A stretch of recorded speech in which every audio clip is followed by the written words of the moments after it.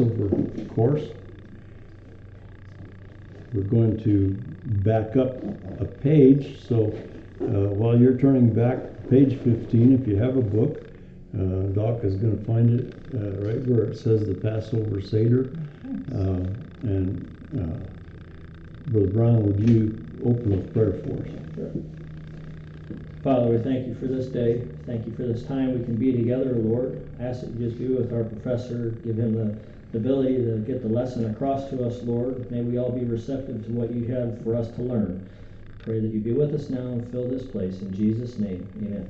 Amen. Thank you, brother. As soon as I get in the car, I'll get you. Yeah. Oh, you don't have your car back, do you? No, waiting for a part to be shipped in from Idaho. You hope to get it today or tomorrow. Is he getting another master cylinder? No, it's a little gasket right up there on the firewall, probably where the tubes come. Oh, really? And he said that's where it was leaking. And it's blowing it all out right there. Yeah. Oh, good. That'll be less expensive, I Yeah. guess, than buying another master cylinder. Yeah. After Doc's been through a bit of a mess with these master cylinders, and I'm sure glad to hear it wasn't the master cylinder this time. Sometimes these little cars, when they get old, you put a good strong part back in, and an old weak part fails behind it. And fortunately, I have had lots of experience with old cars, so I can sympathize with it. And the gaskets and things tend to harden. They do. Tend to dry out. And they crack. They crack and split in places where you wouldn't think they would. I don't know if you ever worked with a hydraulic cylinder, but hydraulic cylinders have O-rings in them, and O-rings have a tendency every once in a while, one of them will just, and next thing you know, you got oil all over everything. Yep. And you have to do a major disassembly and repair on them. And it's really a simple repair, but it just becomes necessary, and you don't ever know when it's going to come around, when it's going to happen to you. And that's usually at the most inopportune time. Of course. Always is. Well, I'm glad you're all here with us, and Amen. those of you online, I hope that you're able to follow us. I know that some of the materials we're using tonight you don't have available to you unless you go on the internet, but I'm going to tell you how you can get that once we get there. But tonight the reason we're backing up is because we just started the Passover Seder part of the book on page 15, and I would like to keep that half page in continuity tonight. So the Passover Seder, and that's the proper way to pronounce that word. I found out today. I went on YouTube, and they've got this young lady who pronounces the word over and over and over again. And I did that for several words to make sure that I understood, because of my hearing, that I was understanding what they were saying and how they were saying it. That's good. So they're saying Seder, and I wrote down S-A-Y-D-U-R, Seder. Oh, wow. That's my phonemes for Seder. Yep, there you go. Okay. In Israel, the Passover Seder is celebrated only on the first night. You notice I said in Israel. Okay. Yep. Outside of Israel, it is celebrated on the first two nights. The participants are to observe it leaning on pillows and reclining as men of leisure. This also is not according to Scripture. Okay, there are a lot of things that the rabbis have changed in the traditions of how this is celebrated, but because the rabbis are the pastors, the leaders for these folks, they're required to follow what the rabbi has prescribed for them. And it says the participants are to observe it leaning on pillows and reclining. With the father now home, we're talking about the father has come home now, and it's the evening of the Passover. The house brightly lit, the table properly set, and the family dressed in gala finery. The Passover Seder, or ceremony or celebration, now begins. Now, according to Victor Buxbazen, the Gospel and the Feasts of Israel, this was probably when Jesus poured a basin of water, girded himself with a towel, and began to wash the disciples' feet. In John chapter 13, verses 4 and 5, it says, "He riseth from supper, and laid aside his garments, and took a towel, and girded himself. After that he poureth water into a basin, and began to wash the disciples' feet, and to wipe them with the towel wherewith he was girded. So then it speaks of the wine and the cup. It says the Seder begins with the Jewish father washing his hands and then pronouncing the benediction over the wine. After that is done, then all drink of it, exactly as the Lord's disciples did with the cup. Luke 22 verse 17, it says, and he took the cup and gave thanks and said, take this and divide it among yourselves. Now, there's a note about blood libel here. It says, beginning over 800 years ago, in the year 1144, the Jews were accused of killing Christians and drinking their blood in their religious ceremonies. By the 14th century, this blood libel, now you can see why it's called libel, had become associated with Passover. The Jews were accused of killing Christians and mingling their blood with the matzah and wine. Now, here's another Jewish word, Hebrew word. It's called the Haggadah. According to Rabbi Joseph Telushkin, the traditional Passover Seder has more rituals than any other Jewish ceremonial meal. Most important participants are expected to read through the Haggadah, a short book detailing the story of the Jewish exodus from Egypt. Buxbazen tells us that the place of the reading of the Haggadah, some Jewish fathers in a sonorous chanting voice recite the story of God's deliverance of his people from Egypt. The Haggadah is a small book, part of which it is from the Torah, the 5 books of Moses, part from just before and during the time of Christ, while other parts date from the Middle Ages. The reading of this book fulfills God's commandment in Exodus 13:8 and 14 and 15. And it says, Exodus 13 verse 8 says, and thou shalt show thy son in that day, saying, this is done because of that which the Lord did unto me when I came forth out of Egypt. Okay? And then we go to verses 14 and 15. It says, and it shall be, when thy son asketh thee in time to come, saying, what is this? That thou shalt say unto him, by strength of hand the Lord brought us out from Egypt, from the house of bondage. And it came to pass, when Pharaoh would hardly let us go, that the Lord slew all the firstborn in the land of Egypt, both the firstborn of man and the firstborn of beast. Therefore I sacrifice to the Lord all that openeth the matrix, being males. But all the firstborn of my children I redeem. This book itself is known as the most widely printed book in Jewish history. Since the first edition, printed in Spain in 1482, there have been over 2,000 editions of it. In the United States, it is the custom for each Jewish denomination to produce its own edition, and new ones are being published every year. Now I have with me right here, this is the Haggadah. Okay? And it has 57 sheets. Actually, it consists of 57 sheets that are printed on both sides. So it has about 113 pages, actually. And it's very colorful. It's very interesting. And you can download this for free. Doesn't cost you anything. Costs you the price of your paper and ink to print it. And it's published by Chabad.org, which is a big Jewish organization in the whole United States. My daughter even brought up their name when we were asking questions. I was looking all over Salt Lake City today for a Jewish market. Guess what? There are no more Jewish markets in Salt Lake City. Really? There was one over on 13th East. It was called the Kosher something. Anyway, it was actually genuine Jewish fare and so forth. You could buy matzos, you could buy the bitter herbs, you could buy the various things there.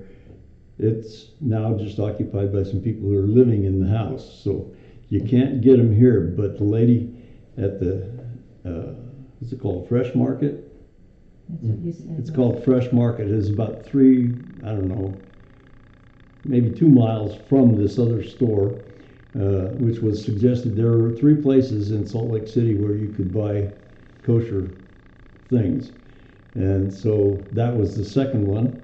And I went there and they said, no, since we started remodeling, we've not had a kosher section. We don't have that. She says, however, I do order things for the Passover. And if you want those things, she says, I will order them for you. Well, I wanted them for class tonight. Right. And you can't taste something that comes in at the time of the Passover for, Right. you know. So, I think I've got some old matzos out there if you want. oh, I don't care. No, it's if you've eaten a saltine, you've eaten something just like a saltine cracker is just like a matzo. The only difference is there any soda in matzo. You mean unleavened bread? Yep. Yeah, it's unleavened bread. And in here, I will show you some pictures. This is very nice, and it pertains very much to what we're doing in our class tonight, because this leads you all the way through the Seder. This starts out, this isn't just the Haggadah, but that's what they call it, what the people who printed it, or people who wrote it, called it. And I recommend it to you if you really want to know anything about the Passover. This is wonderful because it's explained. It's written to explain to Jewish children. Oh. And I would like to read the Passover message from the Rebbe, Rabbi Menachem M. Schneerson of righteous memory. It's about a page and a half printed here, but it's the first message that's in the book, but it kind of explains this book and explains what their goal is in producing this book. And it's really for people like us who really want to know what's going on. Besides, all of this is valid to Jewish people. It's valid for Jewish people today as far as the rabbis are concerned. Okay, as far as God is concerned, I think that the Bible is probably the most relevant thing. Okay, but he says here, the festival of Passover calls for early and elaborate preparations to make the Jewish home fitting for the great festival. It is not physical preparedness alone that is required of us, but also spiritual preparedness, for in the life of the Jew, the physical and spiritual are closely linked together, especially in the celebration of our Sabbath and festivals. On Passover, we celebrate the liberation of the Jewish people from the Egyptian slavery, and together with it, the liberation from and negation of the ancient Egyptian system and way of life, the abominations of Egypt. Thus, we celebrate our physical liberation together with our spiritual freedom. Indeed, there cannot be one without the other. There can be no real freedom without accepting the precepts of our Torah, guiding our daily life. Pure and holy life eventually leads to real freedom. It is said, in every generation, each Jew should see himself as though he personally had been liberated from Egypt. This is to say that the lesson of the Passover has always a timely message for the individual Jew. The story of Passover is the story of the special divine providence which alone determines the fate of our people. What is happening in the outside world need not affect us. We might be singled out for suffering, and I'm going to go ahead and say God, he didn't write it. He wrote G-D just so that we're not misquoting the rabbi. If he says G-G or L-RD, I'm going to go ahead and insert the word Lord just because it's easier for me to say than I could sit and spell all those just words. the Orthodox Jews. But just remember that this rabbi didn't write them that way. Okay. So that he gets full credit for what he's done here. He says, God forbid amid general prosperity and likewise singled out for safety amid a general plague or catastrophe. The story of our enslavement and liberation, of which Passover tells us, gives ample illustration of this. For the fate of our people is determined by its adherence to God and His prophets. This lesson is emphasized by the three principal symbols of the Seder, concerning which our sages said that unless the Jew explains their significance, he has not observed the Seder fittingly. Pesach, the Paschal offering, matzah, and maror, the bitter herbs. Using these symbols in their chronological order in accordance with the Haggadah explanation, we may say, the Jew can avoid maror, the bitterness of life, only through Pesach, God's special care passing over and saving Jewish homes even in the midst of the greatest plague, and matzah, the very catastrophe and the enemies of the Jews will work for the benefit of the Jews, driving them in great haste out of Mizraim, that's Egypt, the place of perversion and darkness, and placing them under the beam of light and holiness. One other important thing we must remember, the celebration of the festival of freedom must be connected with the commandment, you shall relate it to your son. The formation and existence of the Jewish home, as of the Jewish people as a whole, is dependent upon the upbringing of the young generation, both boys and girls, the wise and the wicked temporarily, the simple and the one who knows not what to ask. Just as we cannot shirk our responsibility towards our child by the excuse that my child is a wise one, he will find his own way in life, therefore no education is necessary for him, so we must not despair by thinking the child is a wicked one, no education will help him. For all Jewish children, boys and girls, are God's children, and it is our sacred duty to see to it that they all live up to their above-mentioned title, and this we can achieve only through a kosher Jewish education and full adherence to God's Torah. Then we all will merit the realization of our ardent hopes in the next year. May we be free. In the next year, may we be in Jerusalem. And that's by Rabbi Menachem M. Schneerson. Okay? Then this is about this particular book. It says the Haggadah, and that's the proper way to say it, is Haggadah. Okay? It's Haggadah. It's in your text there. Yeah. But the first thing he says here is this is not an introduction. Here's some stuff you got to read, crucial to understanding this Haggadah. This is written in very common, everyday language, very easy to understand. It says, yes, it's a traditional Haggadah. It follows all the standard texts and commentaries from the whole gamut of Jewish history, like 1,000 voices harmonized into a single symphony. But that's the thing about the traditional Haggadah. You'll find everything in there except your own voice. That you have to add yourself. And that's vital, because as the Haggadah says, you have to tell this story as though it happened to you, because in truth it is a story that happens to each one of us in our lives, which is where this particular Haggadah comes in. We haven't changed the traditional Haggadah. We've just made it easier to find yourself there. You see, instead of simply translating the words, we followed an ancient Jewish tradition called Targum. What page are you on, brother? I'm just reading about the Haggadah, Doc. I've got it up. I had it up on the screen for you. Okay. So I was just going to go to the page. So that you've been there. No, I just now downloaded it. Oh, okay. Then I'm on page number 6. Thank you. Very nice, Doc. Thank you for doing that. It's real good. I like following along. Yeah.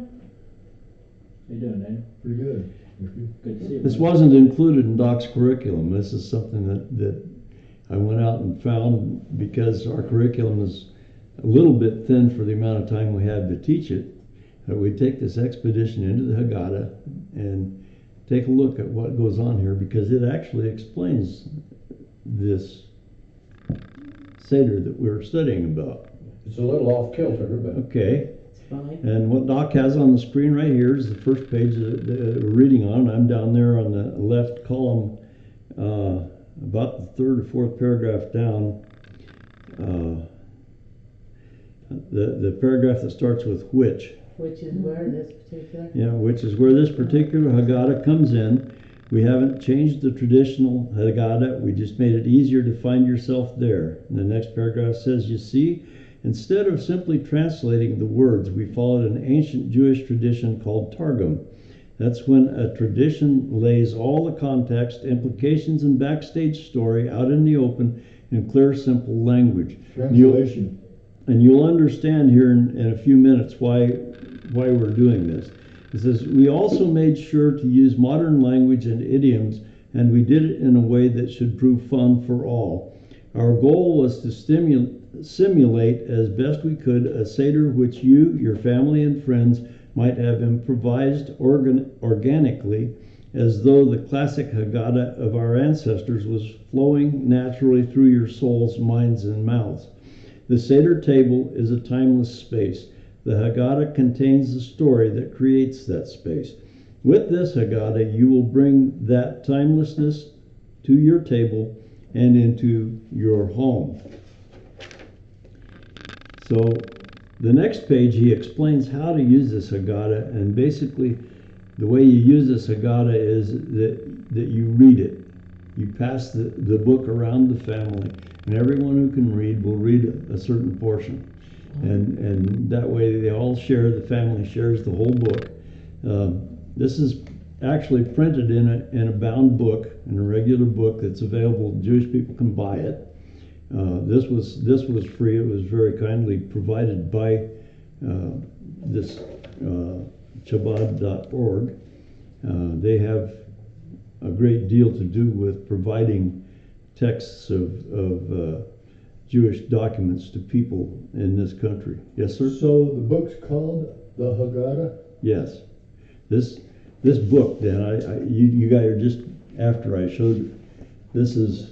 I apologize for being. That's okay. This is a loose leaf. I just copied the front and back pages and Nice. put them in, inserted them in here. Nice. But It changes every year, right? it can. It can change. This is the 2023 Haggadah that's put out by this group. Now, can I ask one more question? Yes, sir. What exactly is the Haggadah? Is it just a The story. Did you read your Story. lesson? Passover? Did you read your lesson for But I today? didn't. I read the whole thing and still couldn't tell if it was the Passover story or what they were talking about. Read on page 16 the reading of the Haggadah, and we'll get there. We'll get there in just a minute. I'll take you through it. Thank you. I was just wondering. Sure, After that's reading okay. all this, I couldn't figure out what exactly But this what it is. book is written for, the Haggadah is written for a Jewish family who is about to go through the Passover Seder. Okay? Now, do you understand what a Passover Seder is? That's the celebration of the Passover that Jews do I today. don't know what Seder is, but Passover. The Seder is the Passover celebration. Means meal, huh? Okay? Meal? And the meal, there's a meal. Celebration with the meal. There's a meal included in it, and it talks about Passover preparations, and just last week we talked about what's chametz, right? Do you remember what chametz is? Leavened bread. And there's a couple of things in here that is really interesting. It tells you what's terrible about chametz. And you get to page 9, and it's explained in there what's wrong with chametz. It says it's what about chametz? It says, after all, we eat it the whole year long, no problem, right? But for Passover, we have to get it all out of the house, right? Yeah. Remember Doc was preaching about you had to sell it to somebody. Let me tell you what these folks promote right here with Jewish folks. Yes, Isn't it kind of interesting though? Just like you said, they eat it all year long, so their system's just completely flushed with it. You know what I mean? They got all that leaven in their system, and they're worried about it for a short little period of time. Your body's full of it at that point, at that very time. If you've been eating it all year long, it doesn't go away. Well, it's symbolic, really. Right. But if you read this page, and we could, but I really, for time's sake, I don't want to read that whole page to you. And if you'd like to read this book, or you can download it. It downloads for free. It's pretty big. It's 113 single sides, but it also has the whole thing in Hebrew on one column and in English on the other. That's why it's so big. And it's made for American Jews. And but I'd like to read the page that's called The Sellout. It's page number 10, Doc. It says, now you're thinking, what about my 30-year single malt whiskey and my kids' Cheerio Man masterpiece? See, Jewish kids are just like any other kids, and Jewish men, they got their single malt. I guess that's some kind of whiskey, isn't it, Doc? I'm not sure what it is. So he's talking about his single malt Yeah, if it's a whiskey. malt, it's gotta be an alcoholic. His single malt whiskey, he said. Yeah. And he's just talking about what happens here. He says, for these items and anything else you don't want to dispose of, there's an alternative. This is what Doc was telling us about a couple of days ago. This is just in their words. It says, simply ensure they do not belong to you during Passover. Right. And then he gives this instruction. He says, here's how. Gather all the comets you want to save, food, drinks, any utensils that might still have food stuck to them. Store it all away in a closet or room. Lock the area or tape it shut. It says clean utensils don't need to be locked up with all the comets. Just keep them closeted off from your Passover utensils. You see, you can't use the same utensils, so they won't be used by mistake. It says, authorize an experienced rabbi to make a legally binding sale according to both Jewish and civil law. And there's an instruction right here. It says, visit chabad.org/comments to do this online. So here they're giving instruction on how to break their own rules. Know how to go around. How to go around Around them, what's the difference? How to go What's around the it. difference? See, they have this way of doing this. Now, here it says the rabbi will sell all your comets just before Passover and buy it back as soon as the holiday is over. The night Passover ends, after the rabbi has purchased back your comets, you can already break out that single malt for a l'chaim. That's a toast. Oh. Okay. So you see, they're going all the way Shows you around. how fake it is. It shows you how fake the whole thing is. And then the next thing they start in on is the comet search and destroy mission. Here's a mitzvah that kids love to be part of. Mitzvah is just an action. It's a thing. It's something that's done. It's like meritorious. Here- It's supposed to give you merit. Yeah, it's We've got meritorious. Meritorious Yeah. deeds. Yeah, a mitzvah is something that is done for your to bless you. What do the Catholics call it? When they pay their money for the Well, you're talking about indulgences. Indulgences. They don't- indulgences. Yeah. But this, there are prayers and so forth,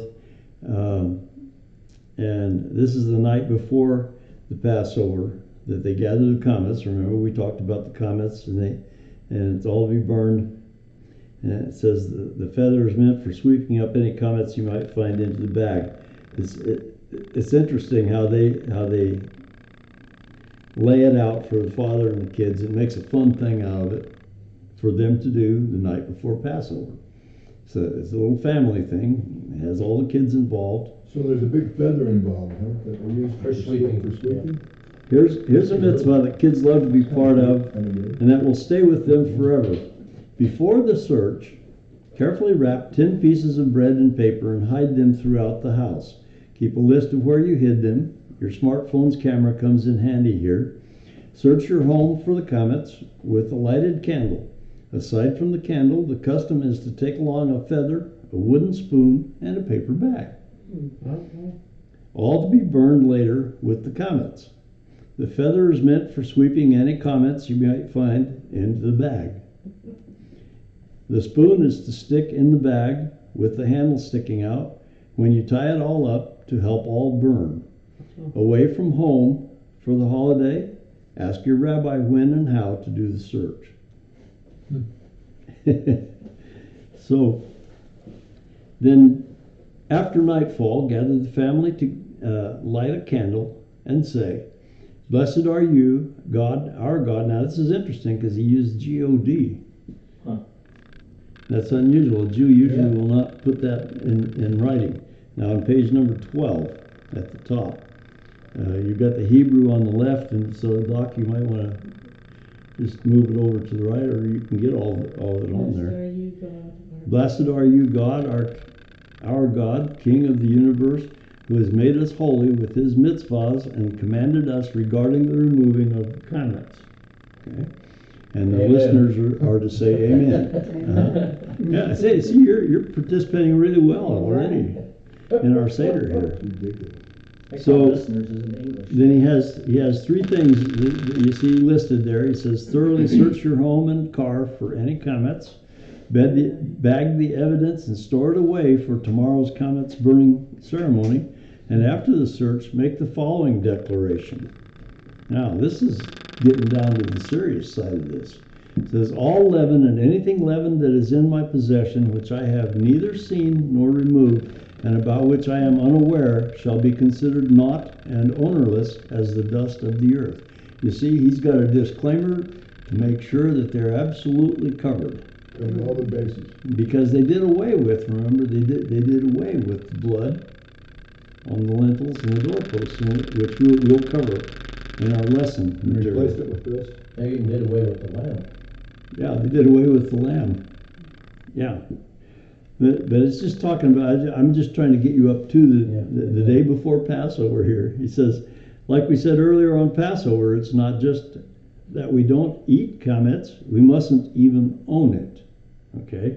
And he's showing them how that they can not own it, they can disown it for the day.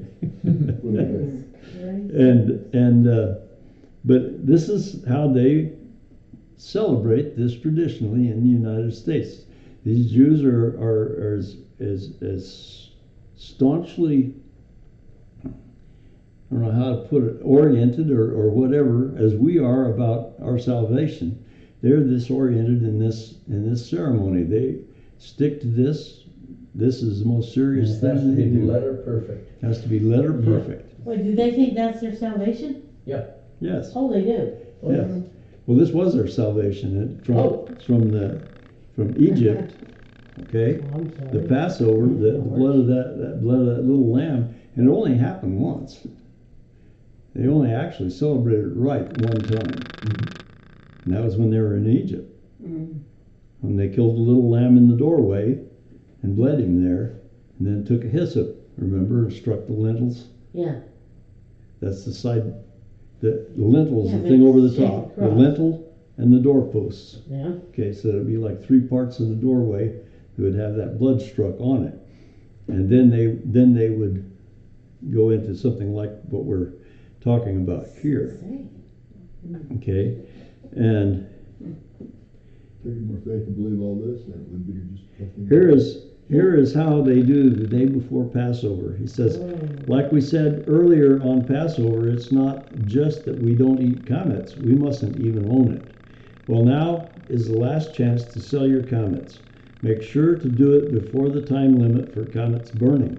You can still eat chametz for breakfast as long as you finish before the chametz eating time limit. After that, eat only kosher for Passover foods. Now, I don't know if you've ever seen a box of matzos, but every time you buy kosher matzos, it will say for Passover a certain year. And then if you buy anything that says kosher for Passover 2022, that isn't going to work in 2024. That's considered chametz. Salvation expired. It's old. Whoa! Good one, Dan. Okay. Good one. Salvation with an expiration date. Yeah. Okay. See, And you're on fire So- tonight. just so you know what they're doing, it says And then it says, before the comet's burning time limit, make a fire and burn the comet's bag from last night, plus any other leftover comets that hasn't been sold. You got a loaf of bread sitting there that you didn't manage to get to the rabbi, you didn't manage to get it sold or whatever, you can't have it in your house, so you got to burn it with the rest of the comets. Oh. Yeah, you got to get rid of it No more peanut butter and jelly sandwiches.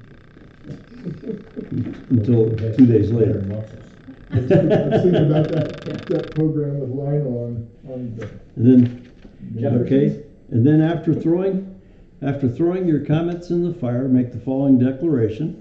Here you go again, another declaration. It says, all leaven and anything leavened that is in my possession, whether I have seen it or not, whether I have observed it or not, whether I have removed it or not, shall be considered naught and ownerless as the dust of the earth. He totally disowns any knowledge of any comets that's left when he burns that bag of comets. You know, we talked about that, then putting it in the bag and then burning it. Okay? And while the comets is burning, here's the comets burning meditation prayer. It says, let a new desire emerge from within you, God, our God and God of our fathers, that just as I have eradicated comets from my home and from my possession, so you will eradicate all the forces of evil from your world and obliterate the spirit of impurity from the earth. Eliminate our wicked impulses from within us and give us a heart of flesh so we may truly serve you. This sounds interesting, doesn't it? It says, may all the side of otherness, Sitra Akra, and all the thick disguises that conceal the divine life within them, or Kelipot, along with all wickedness, go up in smoke as you vanquish the dominance of evil from the earth. That's what they believe is happening while they're burning these comets. Okay? And it says, all the oppressors of the Shekinah, or Shekinah, I believe that would, it's the word that we use. Yeah, that's what it looks like. We say Shekinah. Yeah, Shekinah.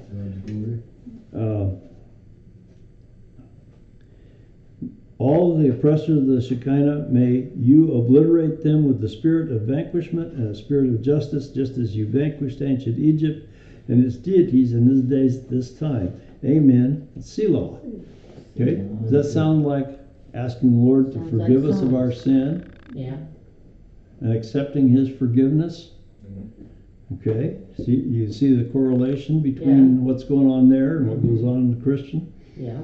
And then the next thing they start is the order of the Pesach offering, and I won't go into some of this because it gets really,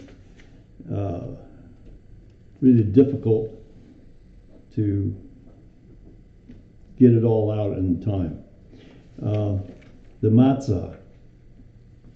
Talking about what we know as matzos, they show a picture of some matzahs here, and right at the top of page 16 there's a picture there, but it says matzah is more than a food. It is the way we relive the Exodus. It's also the only biblical mitzvah. Now there's that mitzvah again. What's mitzvah? It's a meritorious thing that we perform that gives us good credit in God's eyes. Okay, just to put it briefly, because we have today that we actually eat and digest. According to Kabbalah, the matzah you eat on the first night of Passover strengthens the faith of the soul, and matzah eaten on the second night heals both body and soul. You're kidding. So make sure you get the real thing, because not all matzah is created equal. There's year-round matzah. That's It's McDonald's and Burger King and When are they gonna start selling matzah? Well, get this. There's year-round matzah. Looks like matzah, tastes like matzah, and the same ingredients as matzah, but it wasn't made for Passover, and no one made sure that it did not become chametz, which is forbidden on Passover. right. So it might have leaven in And it. it says not kosher for Passover under any conditions. And if you buy something like that in the store, you can buy matzah, the egg matzahs and things that they say right on them, not kosher for Passover. They say it right on the box. So the warning's there. They're very careful about So that. that means it probably has leaven in it. Well, and even kosher weenies, they're made from beef, no pork. Yeah. They're kosher. You have what's Can't have called, pork, leaven. it's okay. Yeah, they have what's called rich matzah, which is made with fruit, juice, eggs, or some other ingredients. We've had egg matzahs at times. They're very good. It's cracker. It's got some egg component in it, and they're very good to eat. There again, this matzah should not be used for the Seder. Okay, machine-made shemura matzah. Matzah that was carefully guarded from all moisture from the moment it was harvested until the day it reached your Seder table. Almost the ultimate matzah, but not ideal for the Seder. Okay. That makes sense that it would be guarded from the moisture, because the moisture would bring the leaven. So there's a handmade shmura matzah for the Seder. You want matzah that was made specifically for the matzah of eating the matzah at the Seder, and we haven't yet invented machines that can have that in mind. So the ultimate matzah is made by hand in a bakery where everyone yells out, for the sake of the matzah, mitzvah of matzah, before kneading, rolling, or baking the dough. This is a ceremony that they go through when they're making them. As recently handmade shmura matzah has become available through several major grocery outlets, as well as online, your local Chabad center will likely also have some. Now, it was our local Chabad center that was operating that kosher store that I was telling you that isn't open anymore.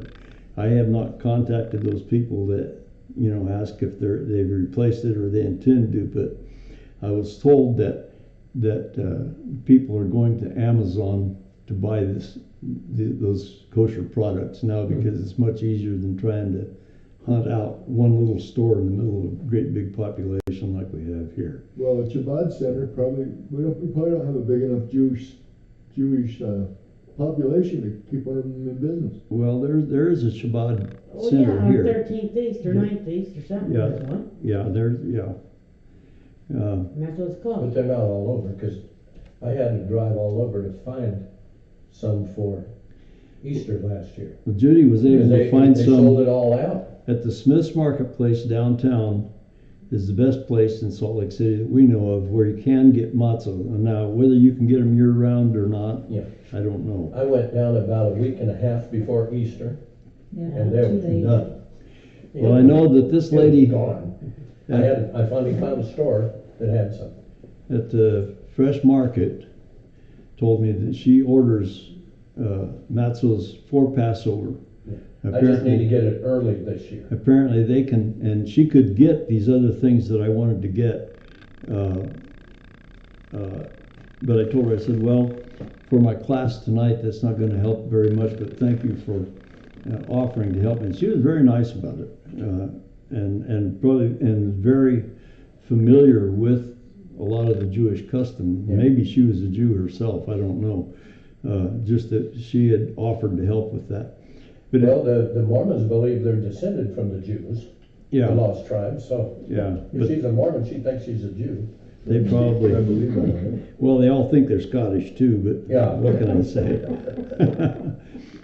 Anyway, I just continuing on through this book because we're going to use up our time pretty quickly here, and that's okay. We've got plenty of time for this course, but there's a pre-Passover shopping list that tells you what you need to do this, and I'm going to go through it real quickly. It's printed in yellow. Doc will see it here pretty soon. Next. Is that burning the Burning Stuff. comments. Or that might have been. Leftovers. That's on the bottom of this page. There's your pre-Passover shopping list. Now notice lots of kosher for Passover food. You don't have to starve at Passover. As Jewish folks say, they don't have to starve at Passover, but it has to be kosher. Food has to be kosher. It has to have been prepared.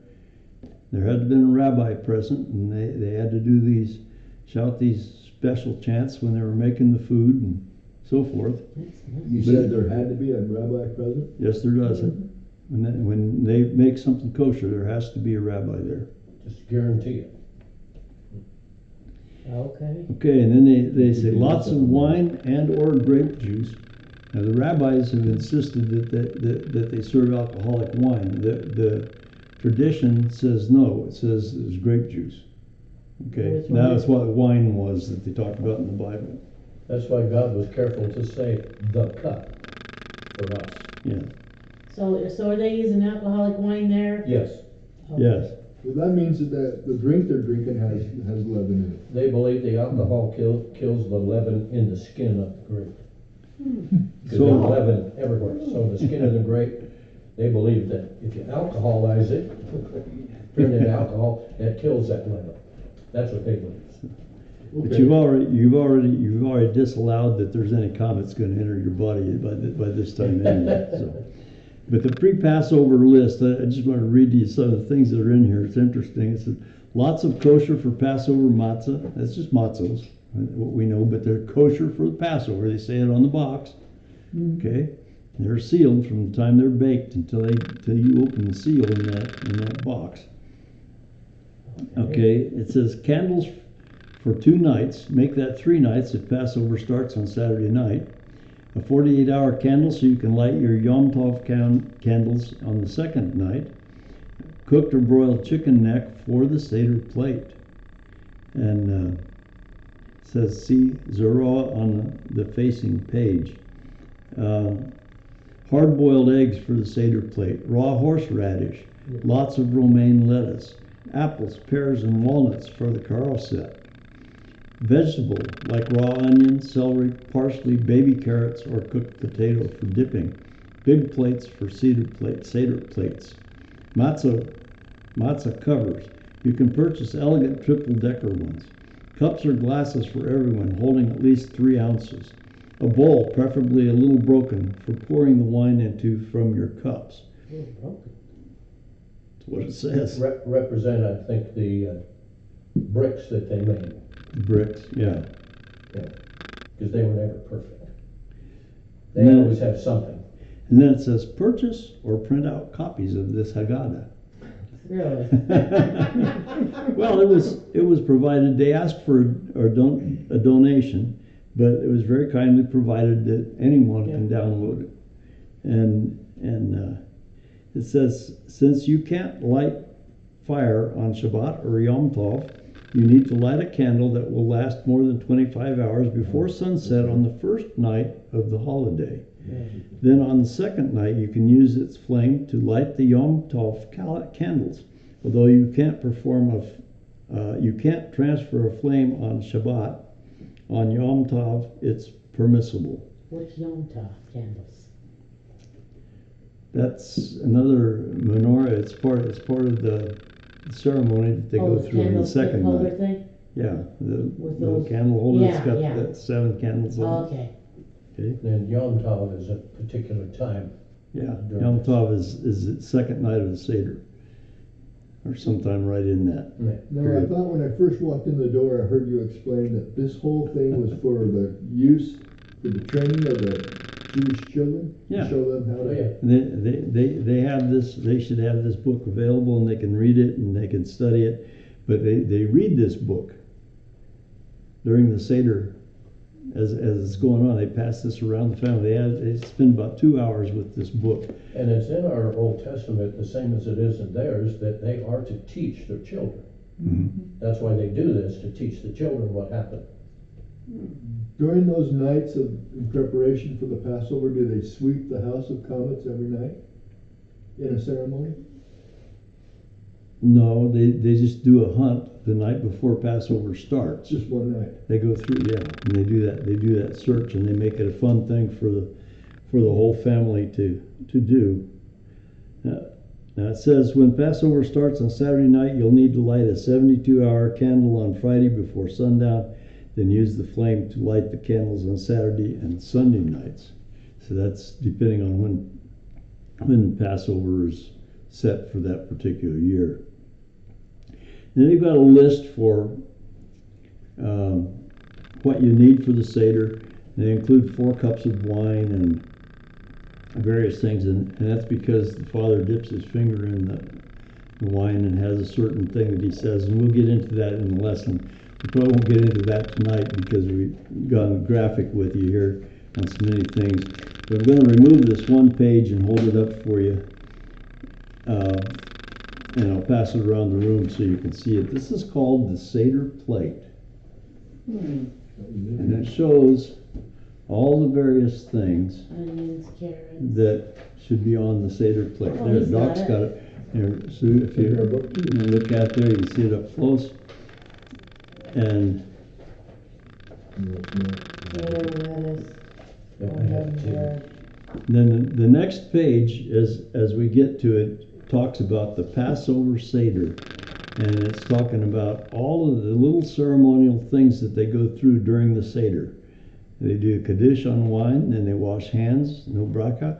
They eat a vegetable, then they break a matzah, tell the story, wash hands with a bracha, blessing on the matzah, blessing on the mitzvah, bitter leaves for eating, bitter in a wrapping. Now it's time for eating, now it's time for drinking. Eat the afikoman, thank God for everything, praise God for his wonders, and he accepts despite our blunders. Those are the small ceremonies they go through on this Seder night, Quite a or ritual. nights. Quite a ritual. Quite a ritual. And That's a lot of work. they do a lot, but you understand this is where what their salvation is based on, what they believe is their salvation. They're serious about it. How is that gonna save them? They just believe it does. That's their belief. So they do this every year? Yes. They believe they're Passover, saved because Passover they're every Jews. year. They believe they're saved already because they're Oh. But they have to do Jews. this mitzvah. Jews. To maintain their Jewishship. Oh, their expiration date. Yeah, their expiration date. So they don't Well, expire early. I don't. They always had, every year, That's they what always we had to did. push their sins forward another year, and this is what they believe is going on. How did they come up with this? It's old Mankind. tradition from way back. It From started Egypt, From Egypt, when they, Passover night. the Passover, you remember the story of the Passover Yeah. in Egypt? We talked about it when we talked about biblical places. Remember, we talked about before they left that they killed a little lamb and they took his blood and they put it on the Right. lintels Yes. and the doorposts. And from that day forward, once every year, they had to do this ceremony up to a certain point, and then the rabbis stopped using the lamb. They Yeah. stopped roasting the lamb and eating it, and we haven't gotten into that because we got into the book here. But It's interesting. next Yeah, week, it is. next week we It will. is, it's interesting. We'll take up there. I'm going to pretty much stop where we are right here because we're up to the point where they're ready to celebrate the Seder. We've gone through what they do. Each one of these ceremonies has got a prescribed set of blessings and things that they quote and they sing and they say on certain days.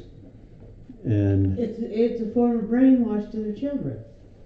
Mm-hmm. Mm-hmm. They're Exactly. just what it is. well, they down could from one say the day. same thing for us. Yeah, teaching. Are you done, Dolly? Yeah. I'll The have same way this as at we home. teach our children, they want to teach their children because they believe that. Yeah, they believe that. Yeah. Just like we do. I was like Williams teaching. But this book goes through each of those ceremonies, those ones that I read off. There's the thing called the 4 questions, the Ma'anishtana, and there's just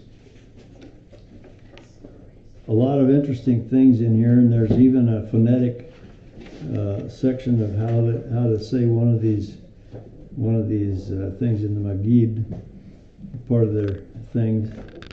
But this has got their history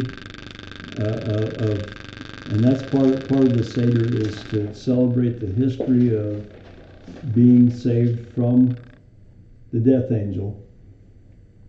and it's accurate as far as the story goes. You can read through here. It's in here. If you want a copy of this, you can go to that chabad.org, and it's available. You tell them you want a copy of it. It sends you to another website. You put in your email address, and they'll send you a PDF of this Haggadah. And you see, it didn't take long. Doc downloaded it Yeah, he's got when we it. first started here. Once you know where to go, it's easy. Yeah, oh, yeah, And you can see this is the same thing he's looking at right there. yep. It's the same book. I'm going to stop right there. The bottom of the page even has the website. Chabad.org. It's right there. And it's very easy to get. They're very friendly, very nice to deal with. But next week, now we'll go into what the significance of all these things are. If you kind of think about them during the week and digest them. And even if you download a copy of this, it's very informative, very interesting. You see things through their eyes. Yeah. We're used to looking at things through our eyes. Yeah. The way that we've been told our history is. This is through the eyes of Jews. These are blood relatives here of the the real thing here. So this is real stuff here. This is what they believe. And Doc has always told us if we're going to speak about another belief, that we really need to check out their materials and see what they say. And that's part of what this is that we're doing tonight, is we're looking at this Haggadah. Hold it up so they can see the bottom. The bottom? Okay. Hold it up real Okay. close. Yeah. hold it Yeah, real I'd still. already shut the other one down. Okay. Yeah, they got it. Just Chabad, CHABAD.org. Yeah. Like I say, they're very friendly, very nice to deal with. Okay. They would like a donation, and that's between you and them and the Lord. But thank you all for your attention and your attendance tonight. And next week we'll move on and put some of this to work, and we'll see what that plate of food looks like that we passed around. We'll see how they deal with those things on that plate of food. Right. And since it's the Passover and the Seder is the celebration of the Passover, I thought that was very appropriate. Amen. You guys want to get into Good it? info. Okay. You ready? I'm done, Doc.